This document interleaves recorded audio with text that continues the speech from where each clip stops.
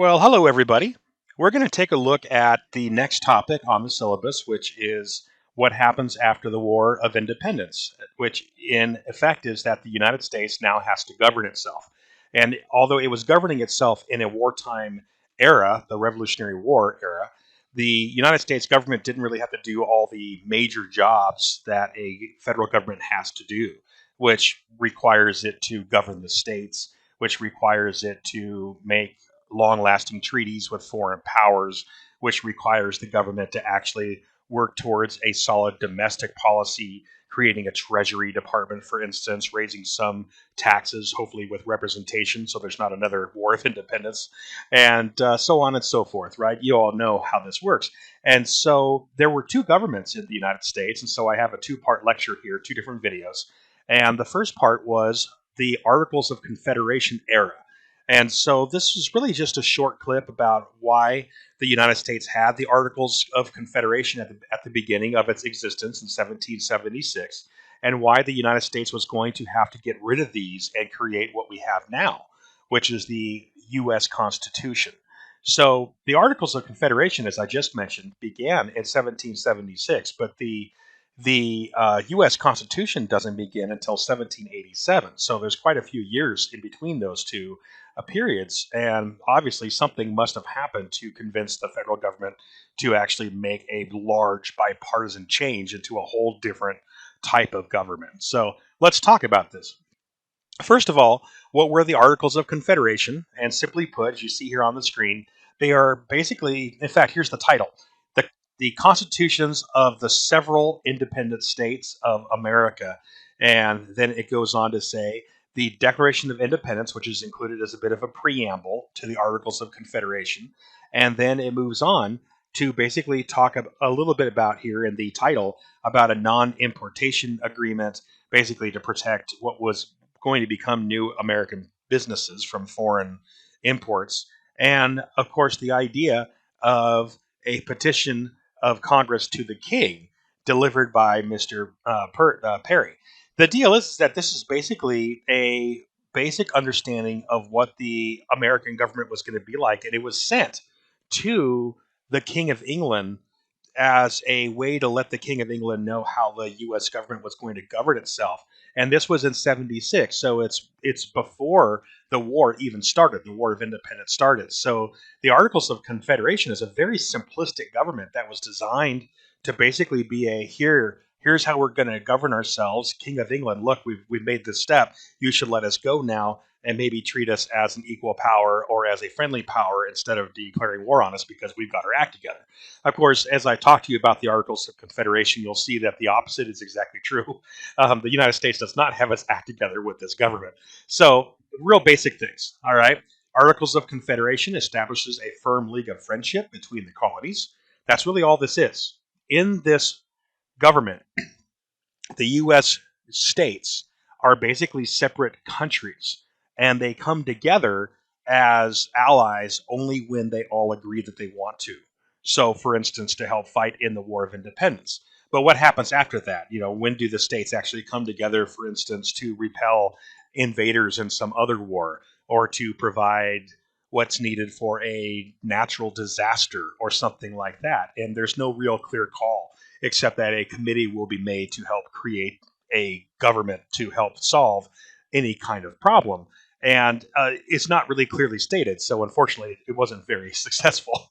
I move on. The states keep their sovereignty, meaning they keep their independence from each other and from the federal government. So they're basically, as I said, like separate little kingdoms or separate countries, and they only come together for mutual welfare and protection. That's it.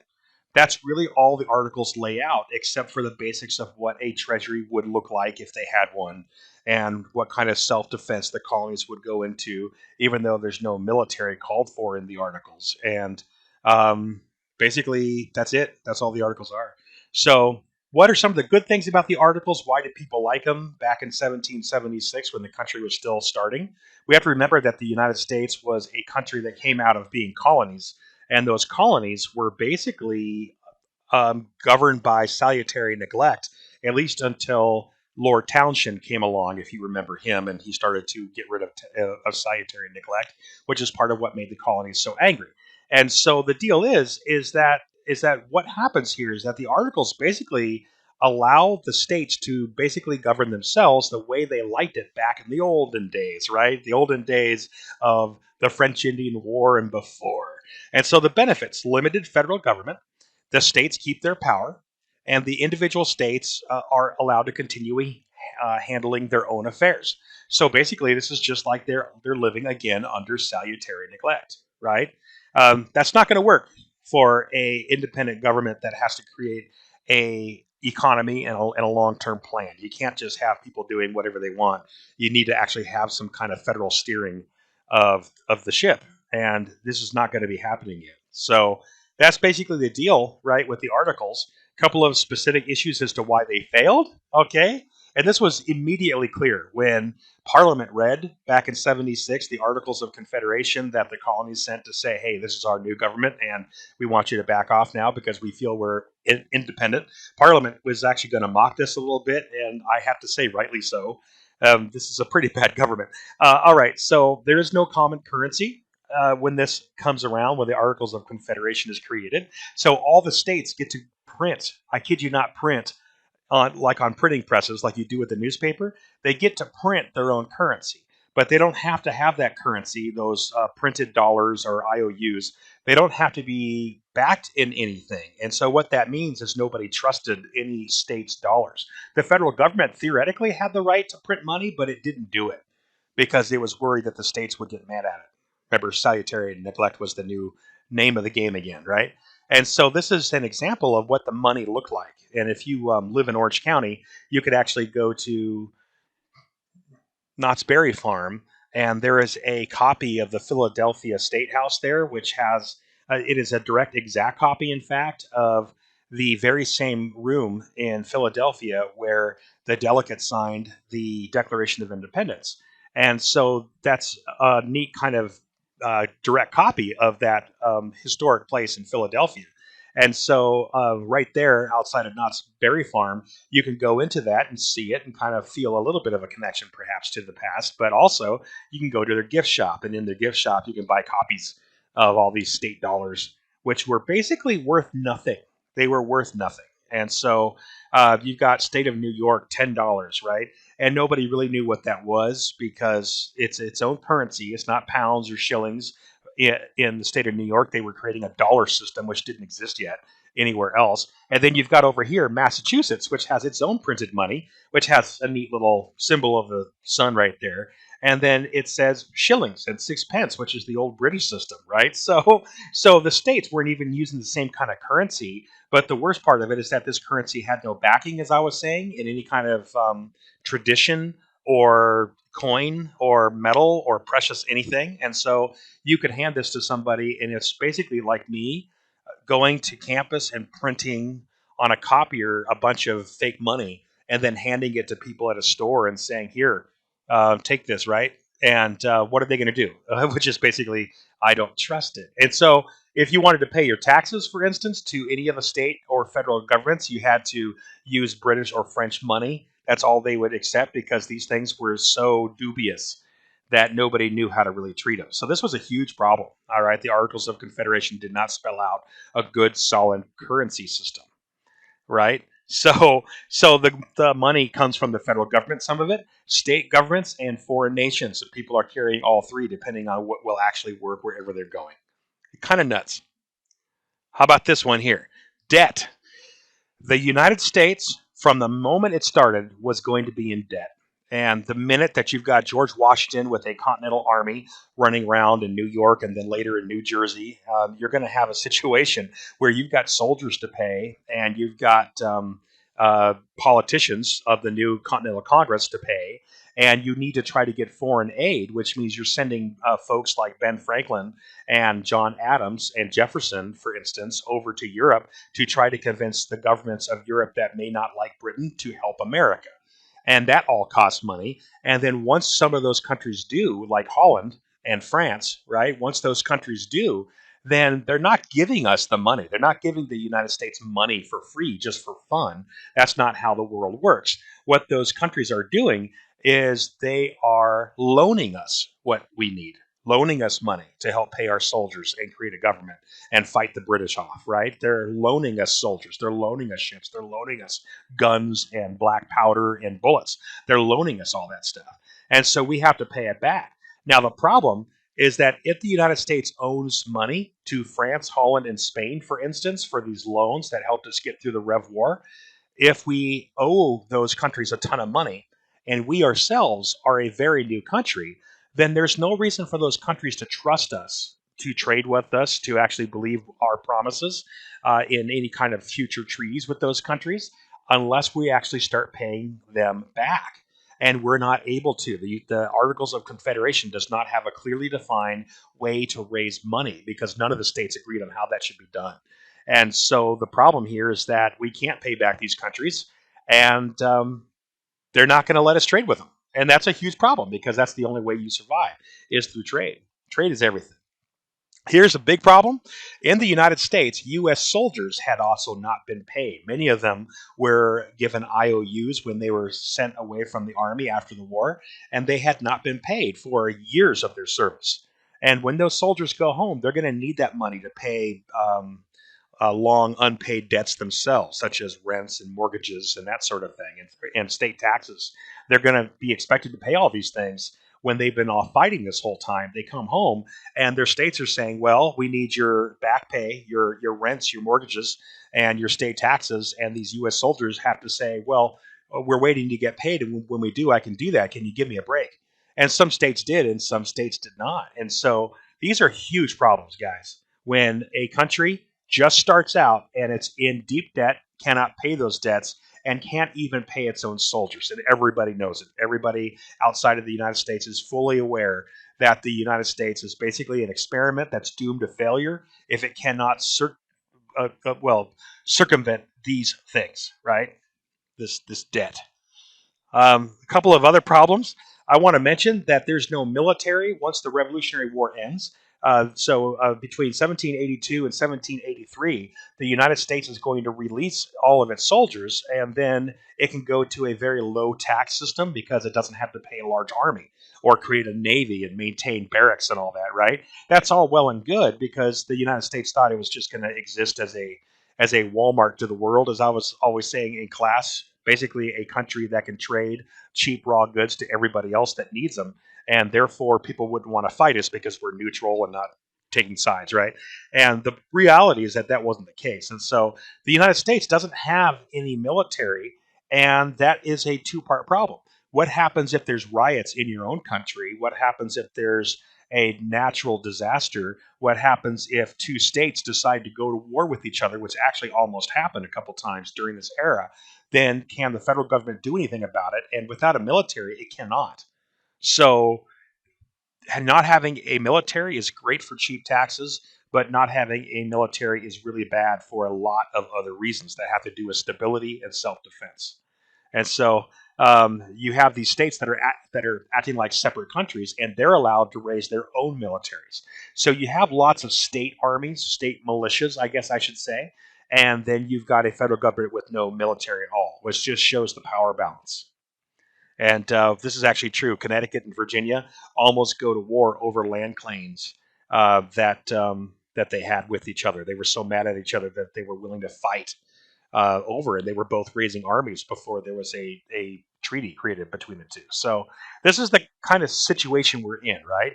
Very confusing. This one's really fun. All the states have their own independent court systems that are not tied to a federal court system. Why is that? Because there is no federal court system at this time. During the Articles of Confederation era, there was no Supreme Court or federal court system. So basically, Congress would argue with itself over major issues and then just send those issues to the states to decide what the states wanted to do. So if you have states that disagree with something or major lawsuits within a state, the problem is that you're not going to have some universal court, some high power that's going to be able to basically decide the issue. So in the end, when people cannot decide the issue, they either come to an agreement on their own or they fight. And so you've got a situation where you've got states who are either arguing with each other ceaselessly over borderlands and policies, right? Or they're not doing anything at all. It's just terrible time. So that brings us to the president, right? What is the president? Well, first of all, there was no White House yet; that didn't really exist. And although the idea for laying out a government where it is now in the District of Columbia, that's what D.C. means, Washington D.C., the District of Columbia. Although that was something that people understood that they were doing, and there were people designing the District of Columbia, creating a governmental region for the federal government. The issue is that without a lot of tax dollars, that was going super slowly, and there was nowhere for a president to really go. But here's the deal: there wasn't really a separate president at the time. There was a president. The guy was named George Washington. I'm sure you've heard of him. But George Washington did not have his own power. He was basically a spokesperson for Congress because there was no executive branch in the Articles of Confederation. So there was no Supreme Court in the Articles. There was no way to pay off debts because of the lack of decent federal currency or taxation. And there's no executive branch. You might wonder, well, what's the purpose of the executive branch now? And the president and his cabinet do several things. One of them is they hopefully lead the country in some kind of solid way, and the other one is that our executive branch here in the United States is in charge of enforcing laws. So the president basically is in charge of a number of different positions that help to do that. That comes down to such positions such as the federal police system, CIA, the FBI, the Department of Defense, right, the Secretary of State. So foreign and local. Sorry, I just say domestic and international law. The president's office is in charge of enforcing. Congress can make laws, but Congress can't really enforce laws. And although it theoretically had that power back in the Articles days, it didn't do it. So there's nobody that really handles enforcement. And as you all know, if somebody isn't there to enforce the laws, people simply don't obey the law. That's just the way human nature seems to be. So um, basically, the deal is that the states are on their own. They're doing their own thing. The Congress, which does exist, will ask the states for help. The states often do not comply because they don't really have to. And there is basically no real federal government during the Articles of Confederation era. So I want to bring you to this. One of the biggest issues that comes up in Congress, which takes up a lot of arguing, is how many, if you want to create a new law or change a law, you had to get 9 of the 13 states to actually agree. And I need to tell you something. Almost never did 9 of the 13 states ever agree on anything. And you could see how we do it today. I mean, we've got 50 states, and it's very hard to get them to agree to any one thing either. It's just the nature of the fact that we have a huge country and a lot of states, and those states are all very different from each other for the most part. And so it's hard to get them to all say what's good for me is not exactly what's good for you, and I don't want to do what you're doing. I want to do what I want to do, and you have that kind of fight. And so what we have here is that you can't pass laws in Congress in the legislative branch, which is the only branch of the government at the time.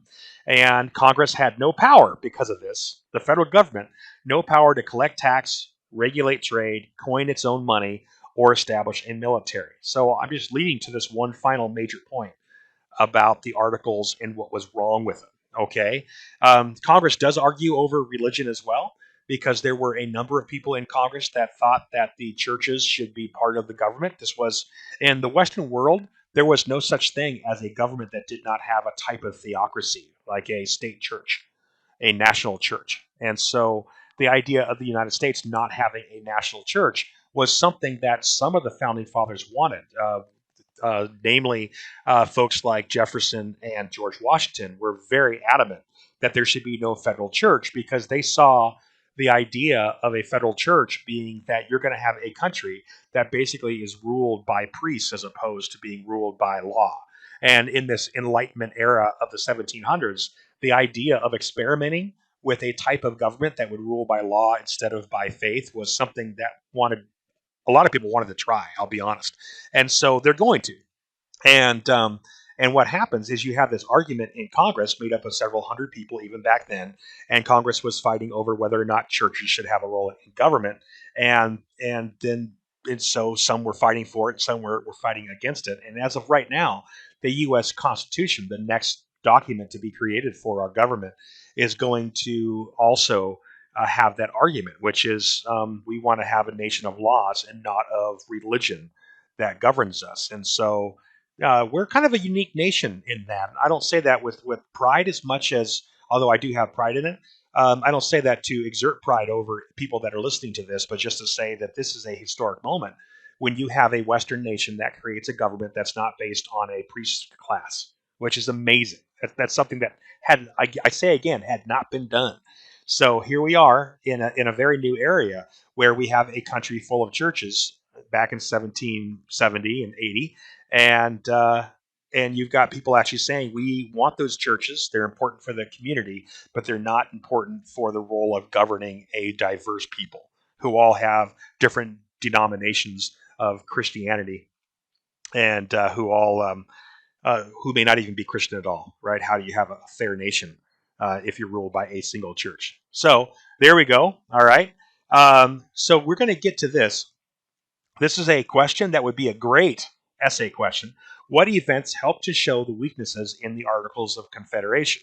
Right. So I told you why the Articles were weak because of the lack of real thought that went into them, honestly. Basically, the Articles of Confederation is the type of thing 5-year-olds make when they build a treehouse, right? So they're not really good. Well, that gets to this. There was so much frustration about the lack of government that there were some people who got really angry. Some of those people were former soldiers of the U.S. military during the war, the Revolution. And some of those people simply banded together in their frustration and they took power unto themselves through the threat of violence.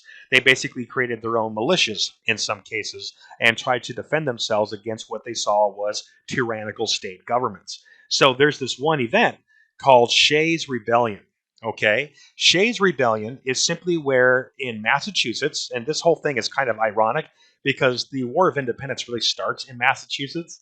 And it starts with all those people that were really angry over the Townshend Acts and unvoted on taxes and that sort of thing, right? And the end result is that you have Massachusetts after the war, the state government starts to tax people and it makes the court system hard to get to, meaning you have to pay a large fee to go see a judge.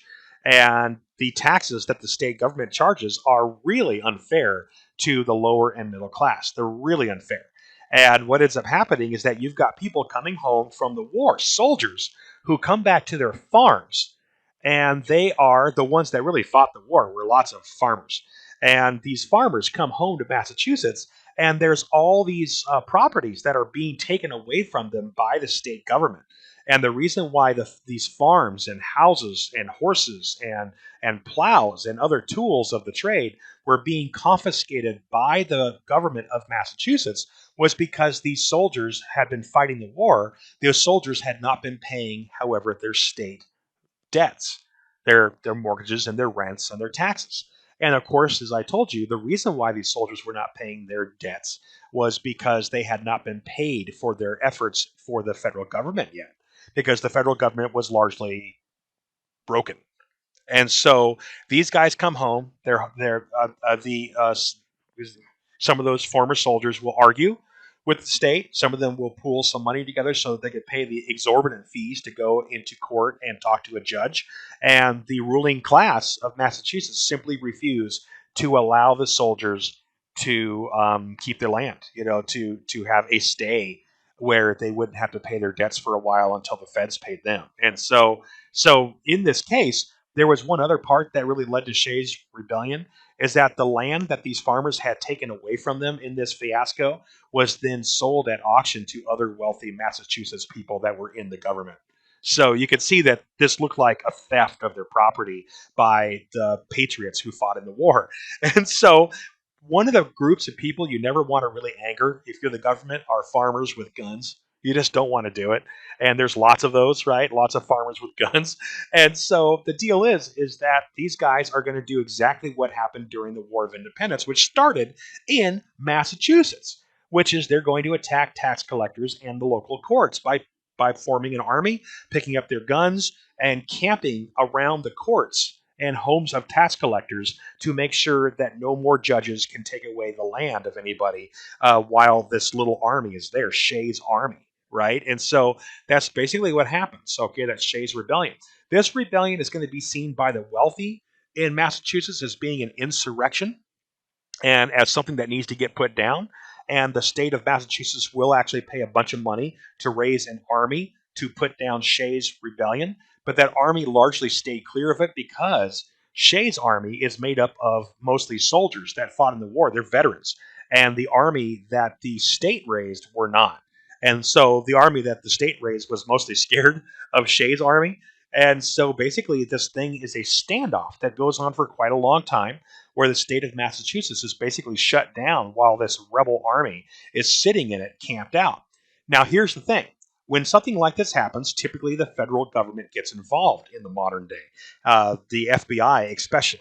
Sometimes a National Guard might be called up by a state, and sometimes the Army might be called in. In all cases, none of this happened. The state did not really have a long term National Guard that didn't exist, and the federal government had no army. And what's worse, the state and these soldiers who felt like they were being robbed by the state, neither side could go to the federal government and argue their case to Congress or to the Supreme Court. Because again, there was no Supreme Court and Congress had no power over the states of any kind at this time. So basically, this whole thing is just a big fire burning in Massachusetts that nobody can solve. All right.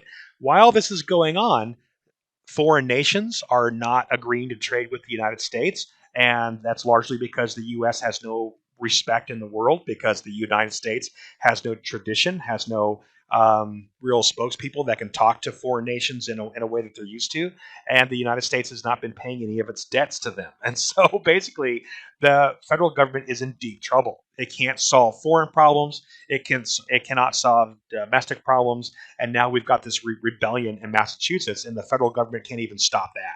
So basically, the federal government is broken. Everybody knows it. Congress knows it, and people start to discuss needing a better government. And that is why the Constitution is going to come about. Okay? So I'm just going to put this up here. This will be the last slide, and then this is the end of part one, and then I'll have a part two for you. So Shays' Rebellion, I'm just going to read the slide, shows the weaknesses of the Articles of Confederation. Congress could not raise troops or help the farmers, and a discussion as a result began across the country on holding a meeting to amend the Articles. Basically, just to repeat this again, it was very obvious as Shays' Rebellion is going on that, and there were lots of sympathies amongst Americans for Shay and his soldiers because they were just farmers who were having their land taken from them in a very obvious and horrible manner. And so, obviously, the rebels felt like their government had become tyrannical. And the Declaration of Independence says that if your government becomes tyrannical, you should overthrow that government, and they're doing it. They're actually doing it. They're calling the bluff, so to speak. And so that's where we are. Do you want a country that has people that have no hope and therefore have to pick up their guns and go and shut down the government over and over without pause? You really don't. And so the only result is that you got to have a better government that can kind of be a bit flexible, but also maintain a certain amount of effort over the states, create a system of coinage, create a system of laws that basically supports all people in some rational way. Remember this one last thought, there isn't even a Bill of Rights yet. With the rights of the people don't actually exist in any way that's defined by any of the state governments or the federal government. So these are all problems, right? So let's go ahead and end here, and then we'll pick up with part two.